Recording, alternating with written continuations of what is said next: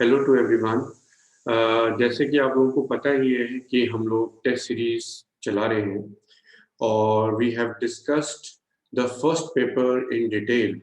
और अब हम जो है डिस्कशन करने वाले हैं हमारी रैंकर्स टेस्ट सीरीज का सेकंड पेपर। ठीक है, one by one all the questions will be discussed in detailed explanation. And if you are having any problem आप मुझे व्हाट्सएप कर सकते हैं related to any particular question. Fine.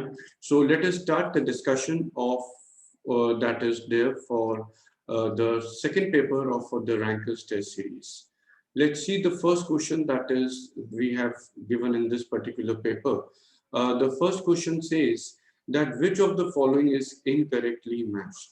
So there are four options that are given over here, and you have been given that what kind of electrolyte it is. So if we have to find out that what kind of an electrolyte it is, so CONH3 6Cl3 is the first coordination compound that we are having. और इसके ionization से what is the product that is going to be formed? CONH3 6 और आगे क्या आएगा इस पे charge 3 positive plus 3 chloride ions. Fine.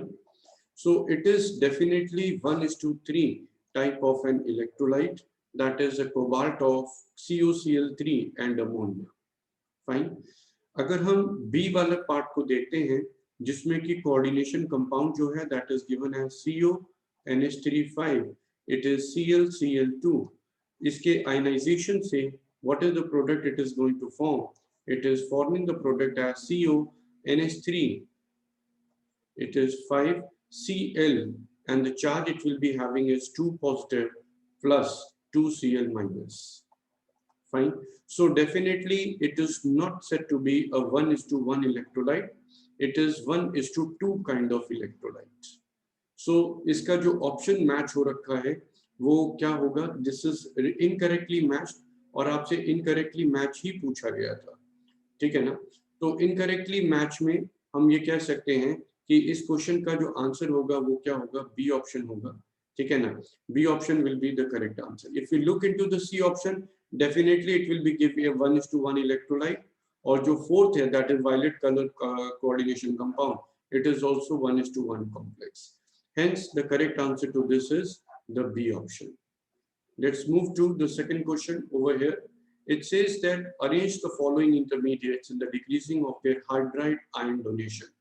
जो हाइड्राइड आयन डोनेशन टेंडेंसी है वो किस बात पे डिपेंड करती है कि इलेक्ट्रॉन रिलीजिंग ग्रुप अगर होगा, इलेक्ट्रॉन रिच ग्रुप जो होगा that is considered to be that is said to be a better hydride donor.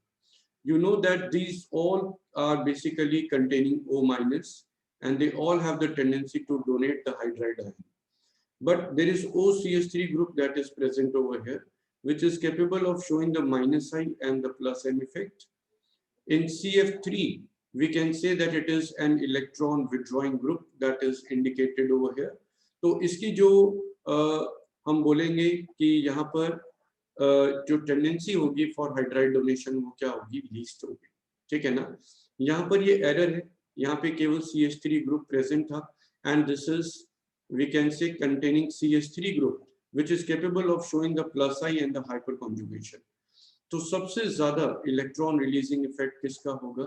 Second compound का होगा, because OCH3 is an electron releasing group by virtue of the plus M effect, followed by the third one that is C compound, because CH3 is again an electron releasing group, followed by the A part and followed by the D part over here, ठीक है ना?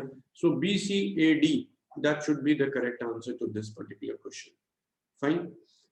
Moving further, you have been given a galvanic cell, a concentration cell rather, and there is hydrogen electrode that is present on both the sides. So if there is hydrogen electrode present on both the sides, we should know the formula that E is equal to किसके बराबर होता है? E naught of the cell minus, it is 0.059 by 2.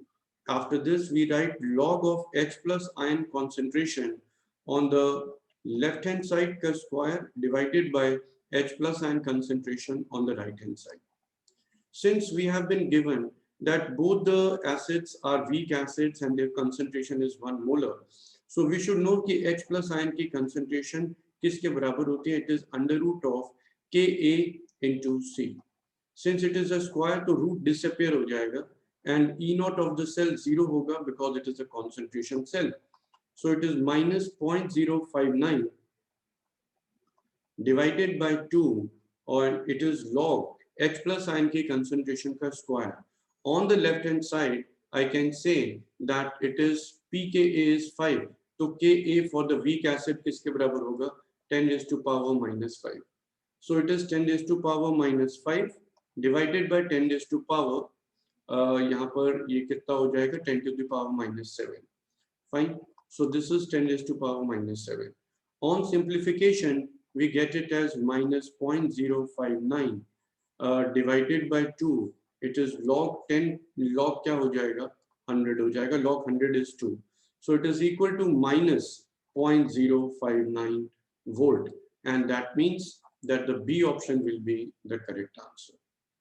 Moving further to the fourth question, it says which of the following addition reaction will result into complex salt.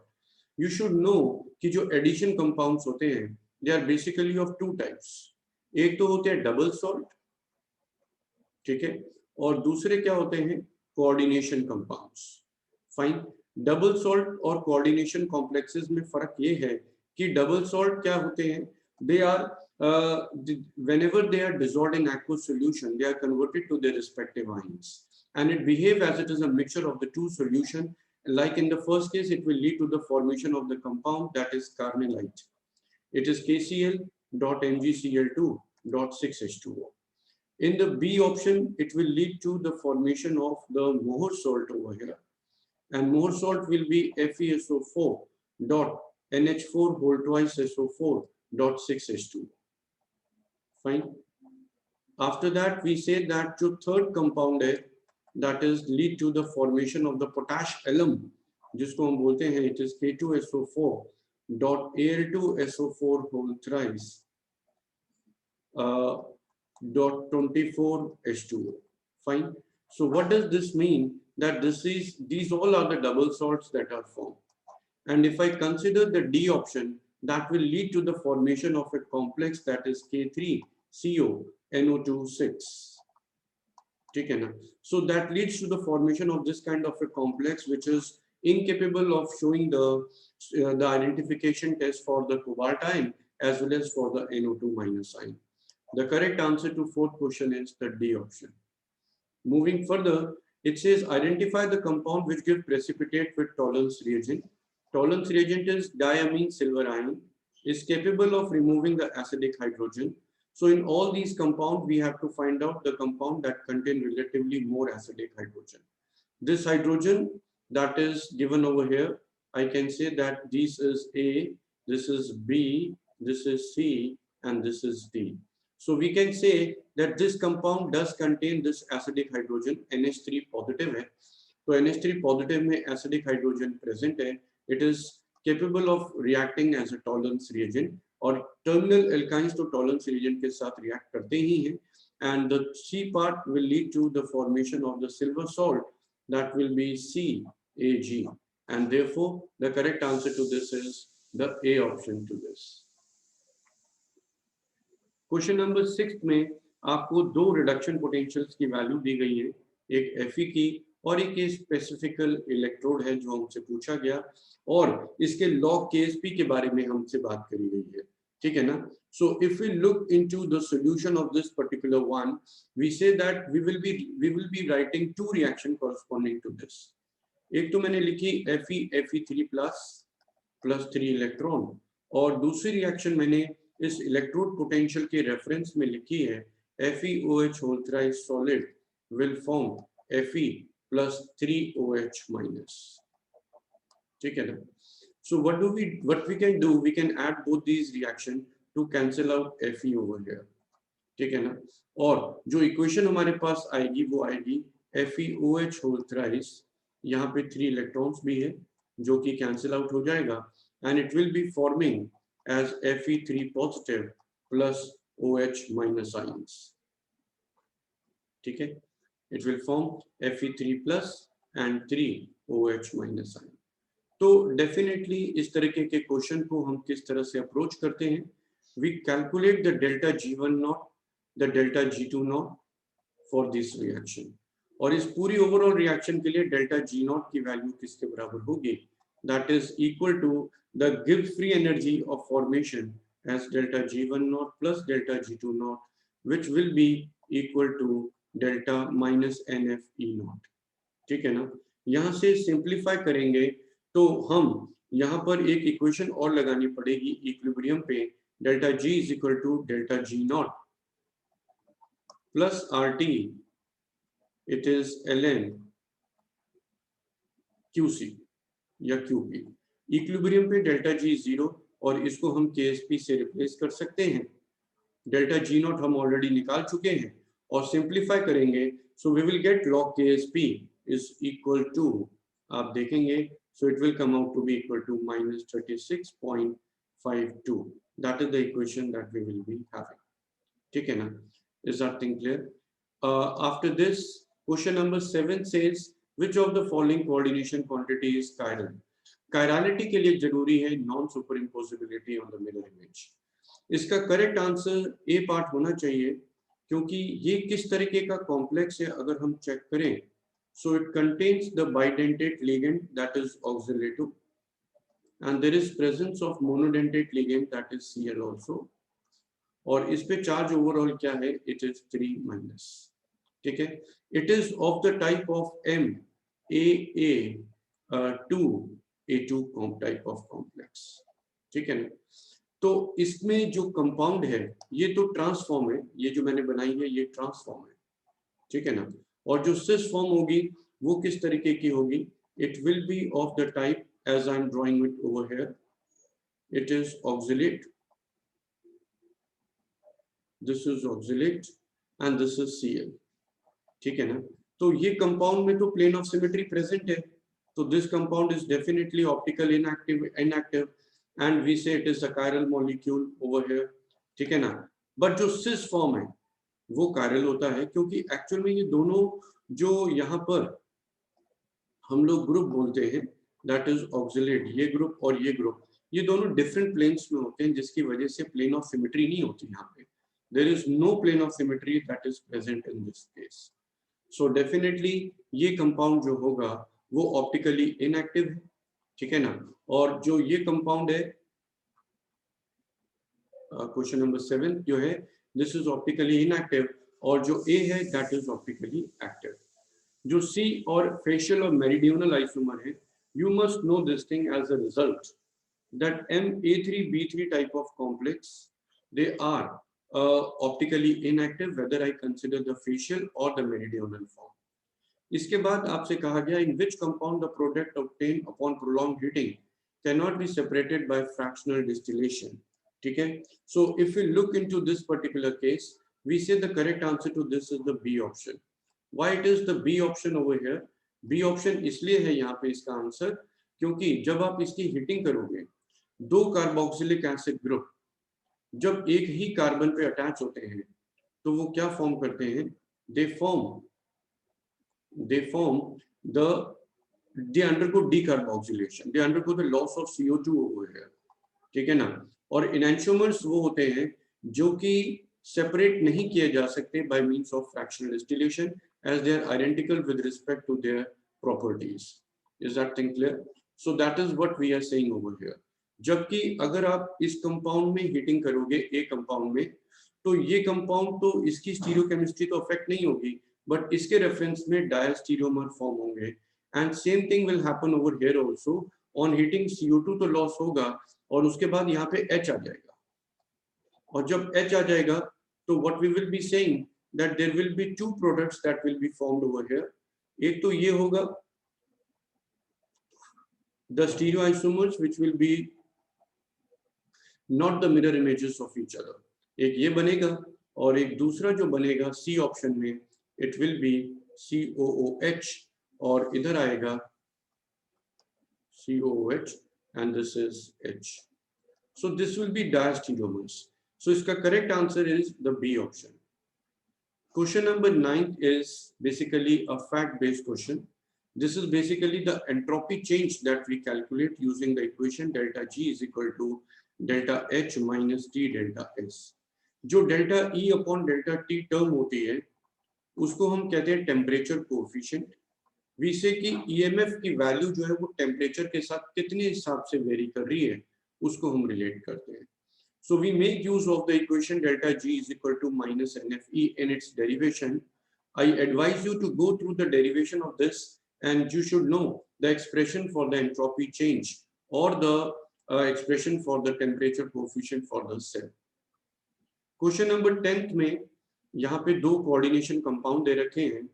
जो पहला coordination compound है इसमें sulphate ion जो है वो ionization sphere में present है. ठीक है ना, that means outside the square bracket. और जो दूसरा कोऑर्डिनेशन कंपाउंड है it is having the chlorine in the ionization sphere. अगर मैं इसमें सॉल्यूशन में सिल्वर नाइट्रेट ऐड कर दूं, ठीक है, सिल्वर नाइट्रेट ऐड कर दूं तो सिल्वर नाइट्रेट दूसरे वाले कंपाउंड के साथ रिएक्ट करके it will lead to the formation of the white precipitate of AgCl.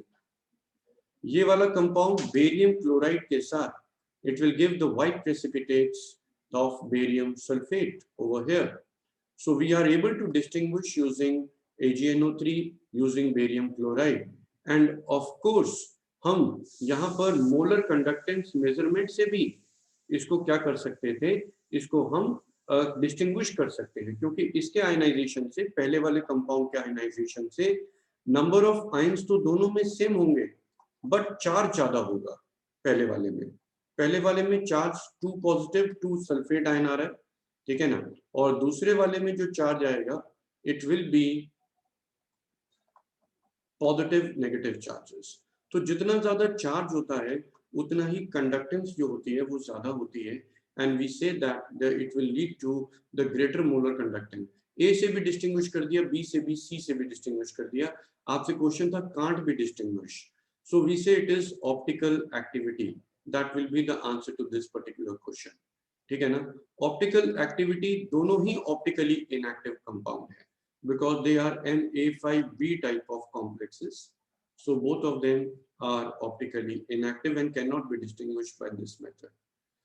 The next reaction is a kind of intramolecular Cannizzaro reaction where OH minus is going to attack over here at the carbon atom which is the aldehyde group carbon atom.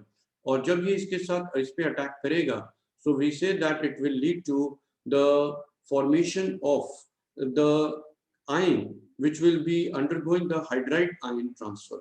ठीक है ना, ये aromatic group है जो attach हो रखा है and it will be forming C double bond O. It will form C H, ठीक है, it will be O minus, it is OH. ठीक है ना. Then there will be hydride ion transfer taking place in this case.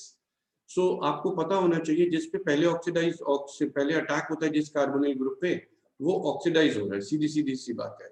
तो यहाँ पर ये वाला कंपाउंड में कार्बोक्सिलिक एसिड ग्रुप में कन्वर्ट हो जाएगा और ये ग्रुप जो है वो रिड्यूस हो जाएगा CHO COH में ग्रुप में. Similar to intramolecular Cannizzaro reaction. So the correct answer is C option. In the 12th question, it says select the incorrect statement based on the following half reaction. You have been given certain reduction potentials of some reactions और आपसे incorrect statement पूछा गया है. मेरे को देखते साथ ही पता चलता है कि incorrect statement A होगी. उसका रीजन ये है कि डाइल्यूट सल्फ्यूरिक एसिड और कॉपर के बीच में जब रिएक्शन जो है वो पॉसिबल हो ही नहीं पाती. ठीक है, क्योंकि डाइल्यूट सल्फ्यूरिक एसिड की तरह बिहेव करता है and copper is present below hydrogen in the electrochemical series. So it is not able to liberate the hydrogen gas with copper. जब मैं कॉपर की रिएक्शन कंसंट्रेटेड सल्फ्यूरिक एसिड के साथ react करता हूं तो उस केस में डेफिनेटली सल्फ्यूरिक एसिड एक ऑक्सीडाइजिंग एजेंट है. कॉपर ऑक्सीडाइज होकर किस में कन्वर्ट होता है, कॉपर ऑक्साइड में, और कॉपर ऑक्साइड जो है वो फर्दर हम क्या बोलेंगे, it is converted to copper sulphate. ठीक है, ओवरऑल जब रिएक्शन लिखते हैं तो हम ये ऑब्जर्व करते हैं कि that it is an oxidation reaction, और उस केस में जो प्रोडक्ट फॉर्म होगा that will be an SO2 gas, cancelling the oxygen over here, cancelling the copper oxide over here. The reaction become copper plus 2 sulfuric acid will form copper sulfate plus H2O plus SO2. That will be the answer. Definitely zinc sulfuric acid dilute के साथ react करेगा तो वो hydrogen gas form करता है, और concentrated के साथ वैसे ही रिएक्शन होती है जैसे कॉपर की होती है. The correct answer, I repeat, it is the A option. 13th question में कहा गया which change in color is not observed on heating. हमें पता होना चाहिए कि जिंक जो है वो किसी भी कंपाउंड में उसको एक ही ऑक्सीडेशन स्टेट में एग्जिस्ट करता है, that is +2 oxidation state. There is no possibility for DD transition taking place in the zinc complexes. It is having 3D10 configuration, and therefore we say them to be the colorless or whenever it is observed on heating. So 13 का answer D answer होगा. इसके बाद 14th question है जिसमें number of aldol products बताने हैं. So there will be some self aldol product form and there will be some cross aldol product that will be formed. ठीक है. जो CH3CHO है, ठीक है, डेफिनेटली इसके एल्डोल कंडेंसेशन से हम लोग एक प्रोडक्ट बनाते थे दैट इज क्रोटोनेल्डिहाइड. ठीक है ना. जब हम एसीटोन लेते हैं एल्कली की प्रेजेंस में, ये भी एल्डोल कंडेंसेशन प्रोडक्ट फॉर्म करता है. And what is the product it forms the product as CH3 whole twice CH3 whole twice C double bond CH COCH3. ठीक है ना. In addition to this, there will also be the possibility for the cross aldol condensation. ठीक है, कि हम यहाँ से कार्बोनाइन form करें और इस पे अटैक करें, और यहाँ से कार्बोनाइन फॉर्म करें वो इस पे अटैक करेगा. So accordingly you can get the answer for this particular question. ठीक है, is that thing clear to you? So that will give you the total number of the cross aldol product in this case for this one. Fine. So let's move further. Question number 15. Question number 15 में आपसे कहा गया है कि ये एक reaction है, इसका डेल्टा G0 दे रखा है और पार्शियल प्रेशर्स NO2 के दे रखे हैं. तो Kp लिखेंगे तो Kp किसके बराबर होगा? Partial pressure of N2O4 divided by partial pressure of NO2 का स्क्वायर. किसके बराबर होगा ये? It will be equal to 0.2 divided by, it will be N2O4 का प्रेशर 0.2 है और पार्शियल प्रेशर ऑफ NO2 0.4, उसका स्क्वायर कर देंगे. ठीक है ना. After that you will apply the equation delta G is equal to delta G0 की वैल्यू आपको पता है -6 है, प्लस 2.303 RT, और आगे क्या आता है? log QP reaction quotient. I shouldn't से कि दैट ये Kp है, ये QP बोलना चाहिए क्योंकि ये वैल्यू जो है वो इक्विलिब्रियम पे नहीं दे रखी है. ठीक है ना. So we should say that this is the QP value that is given to you. So we can substitute log QP, that is 0.2 divided by 0.4 का स्क्वायर. ठीक है ना. और एक बात और, आपने ये किलो जूल्स में लिया है तो ये वैल्यू को आपको 1000 से डिवाइड भी करना पड़ेगा to get everything in kilojoule. आप इसको सिंप्लीफाई करेंगे तो delta G for this particular reaction is coming out to be equal to negative. और अगर इसका डेल्टा G नेगेटिव आया है तो we will say that the reaction will proceed in the forward direction to achieve the equilibrium. Question number 16 है. यहाँ पे बोला गया select the incorrect match over here. Definitely मॉन्ड process जो है वो इलेक्ट्रोलाइटिक रिफाइनिंग ऑफ निकल के लिए यूज किया जाता है. सिस प्लॉटिंग जो है that is use for inhibiting the growth of tumour. और हार्डनेस ऑफ वाटर के लिए जो कॉम्प्लेक्स EDTA को यूज करके बनाया जाता है वो क्या होता है? इट इज Na4 EDTA लिखना चाहिए था, इसीलिए जो ये स्टेटमेंट है वो इनकरेक्ट है, and that will be the answer to this particular question. EDTA is ethylene diamine tetraacetate ligand which has a charge of 4 minus. तो सोडियम के साथ जो उसका सॉल्ट बनेगा वो होगा Na4ADTA. And this is a very well known fact that uh जो है वो फोटोग्राफिक फिल्म फिक्सेशन में यूज होता है, जो कि हम बिस थायोसल्फेट ऑफ अर्जेंटेट की बात करते हैं. The correct answer to question number 16 is the C option. Hope you understood this. Question number 17 में बोला गया protonation increases the nature of the carbonyl group. ये बात एकदम सही है. हम बहुत सारी रिएक्शन जो एल्डिहाइड्स और कीटोन्स की होती हैं वो करवाते हैं after doing the protonation. Protonation से क्या होता है, C double bond O group protonate होता है and it is forming the carboxylic acid में भी यूज करते हैं और एल्डिहाइड कीटोन्स में भी यूज करते हैं. इसका प्रोटोनेशन करते हैं ताकि एक बेटर इलेक्ट्रोफिलिक सेंटर क्रिएट हो because of this carbon atom carrying the positive charge over here like this way as I am doing. ठीक है ना. CF3SO3 minus is also called as TFO minus, which is a much weaker base and is a better living group as compared to MSO minus group. Benzyl carbocation is definitely stabilized by resonance because positive charge is in conjugation to the double bond, so it is definitely stabilized by resonance. ये जो D option है इसका correct answer है. This is chloral hydrate CCl3CHOH whole twice. This is a stable compound.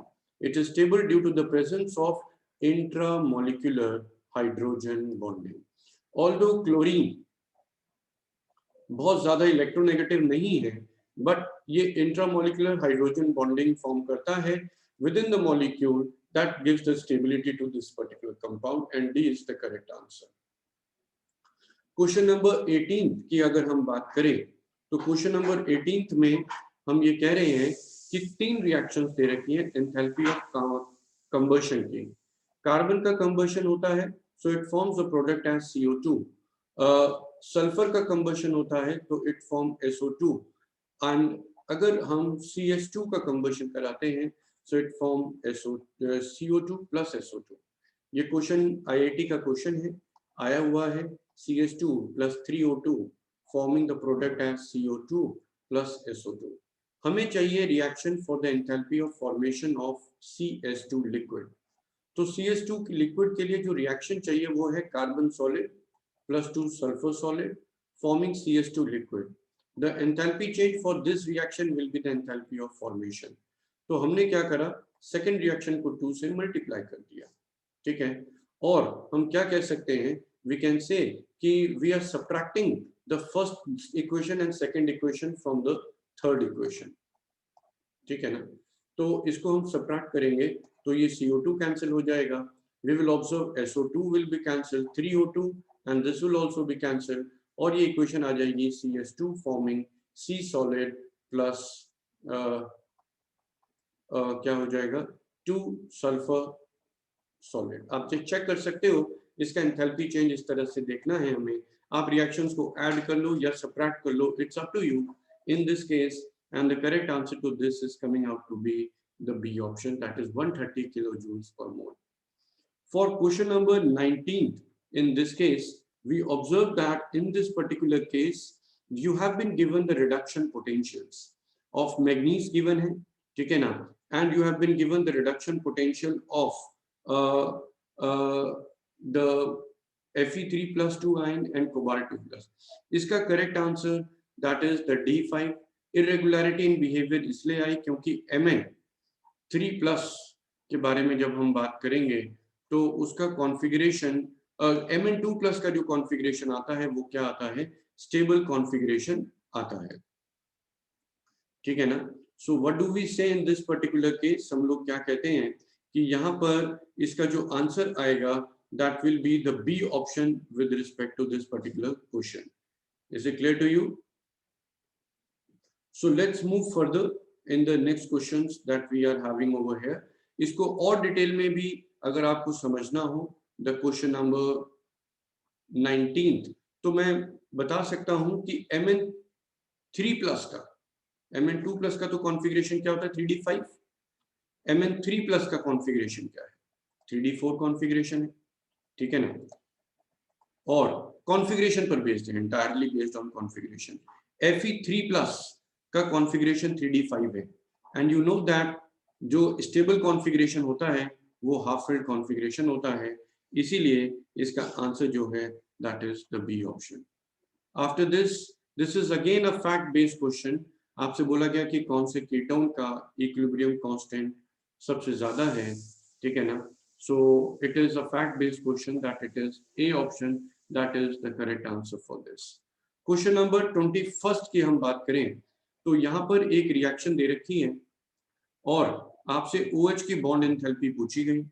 Enthalpy of atomization of H2 है, enthalpy of atomization of O2 जो है, they are actually the bond association enthalpy of H2 and O2।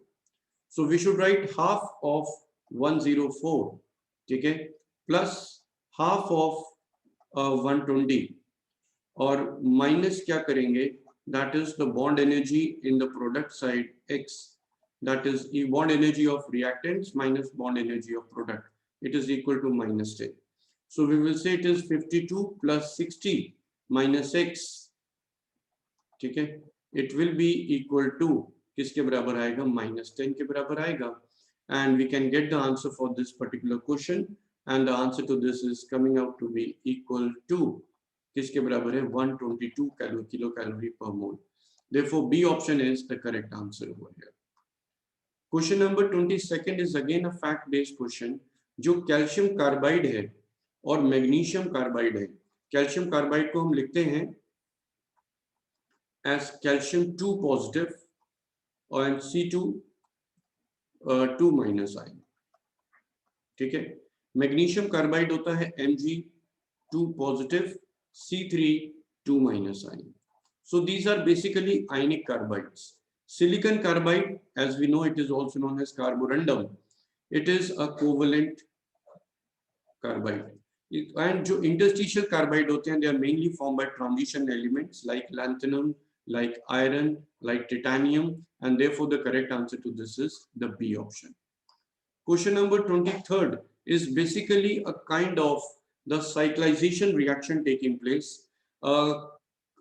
A kind of a aldol condensation taking place. मैं इसके answer के बारे में बात कर रहा हूँ। इसका करेक्ट आंसर ए इसलिए होगा क्योंकि एक्चुअल में हमें इस बात का ध्यान रखना है कि यहाँ साइक्लाइजेशन तो हो ही रहा है और हमने एक बेस लिया है जो कि एसिडिक हाइड्रोजन रिमूव करेगा। अब कीटो ग्रुप के रेफरेंस में ही अल्फा पोजीशन को हम एनालाइज कर सकते थे कि वो एसिडिक हाइड्रोजन है, तो फिर हमें ये डिसाइड करना था कि ये हाइड्रोजन ज्यादा एसिडिक है कि ये। फिर हमने बात करी साइक्लाइजेशन की, हमने कहा यहाँ से कार्बन आयन बनेगा और ये कार्बन आयन जब यहाँ पे जाके अटैक करेगा, and that will proceed in the same way as we do in the aldol condensation reaction, so that lead to the product formation as it is given by this particular reaction. So we say that the product that is for the purpose of sodium ethoxide is to act as a base, and heating will promote the reaction in this particular reaction. So the correct answer is A option. Question number 24 में आपका जो answer होना चाहिए वो इस बात पे based होना चाहिए कि salt of weakest acid, I am writing the explanation to this, salt of weakest acid will be, it will produce the highest pH. आप इस स्टेटमेंट को एनालाइज करोगे अपने आप, highest pH on reaction with strong base, on reaction with strong base. Is that thing clear?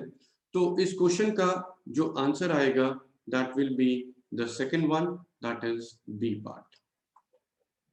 इसके बाद question number 25 है।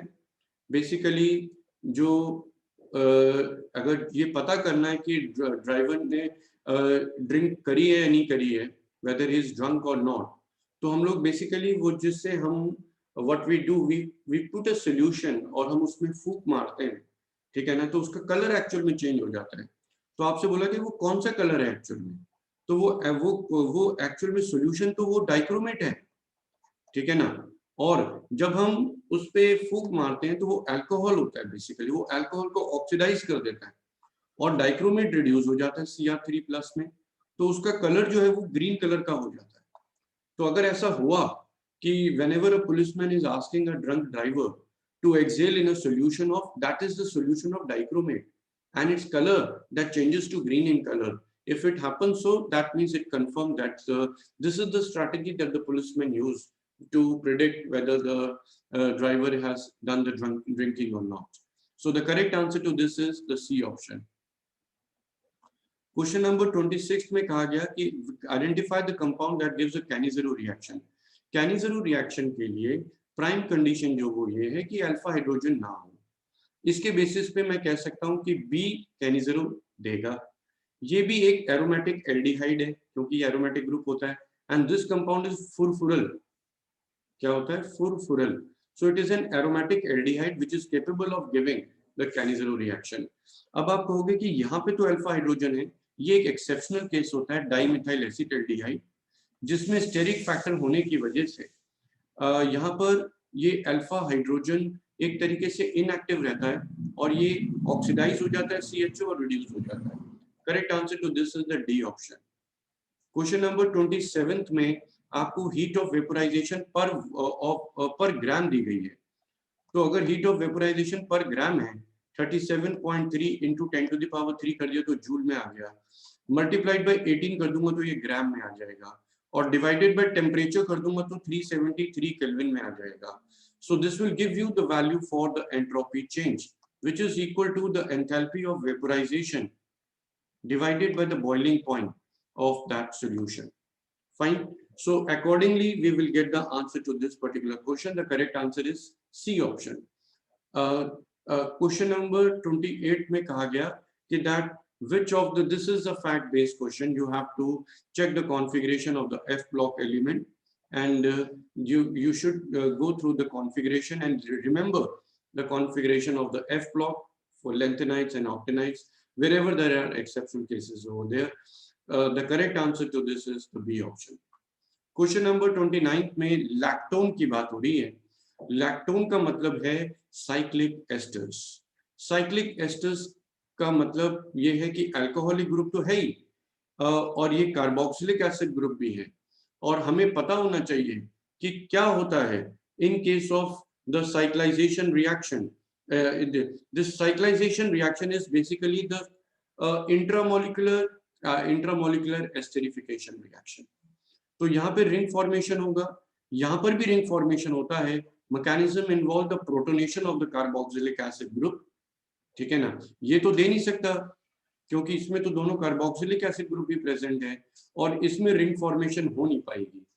And in the A and the B option there will be the ring formation taking place, protonation of carboxylic acid group followed by the attack of, मैं एक example आपको करके बताता हूं। CH3CHOH group था, इसके साथ था CH2 और इसके साथ था C कार्बोक्सिलिक एसिड ग्रुप। तो कार्बोक्सिलिक एसिड ग्रुप प्रोटोनेट हुआ, उसके बाद अल्कोहल मॉलिक्यूल न्यूक्लियोफाइल की तरह काम करते हुए यहाँ पे अटैक करेगा, ठीक है, and that will lead to the formation of the cyclic, lactone का मतलब है साइक्लिक एस्टर, ठीक है ना। So we say that the correct answer to this is the A option. Fine. Let's see the next question, last question that is there. 1 mole of ideal monoatomic gas, constant volume, isochorically the temperature is being heated, temperature has been increased. So what I can say, ki what will be the internal energy change? It is N CV delta T. Delta T is T2 minus T1. ठीक है ना। So number of mole is 1, CV की value, it is a monoatomic gas. So we say कि monoatomic gas है, तो what do we write in this case? It is 5/2 R into delta T is 400 minus 300 divided by entropy change of the system किसके बराबर है? It is NCV ln T2 by T1. This is for the isochoric process that we say. So it is 400 by 300. This is the value that you have to determine, and if you solve it, this answer to this is 333 0.33 Kelvin. And the correct answer is the C option for this. Is it clear to you? So I hope कि आपको सारी बातें समझ में आई होंगी, ठीक है ना? Even if then you are having problem, you can WhatsApp me. Third test हो चुका है Rankel's test series का, and I'll be updating the solution for that particular paper also. Thank you.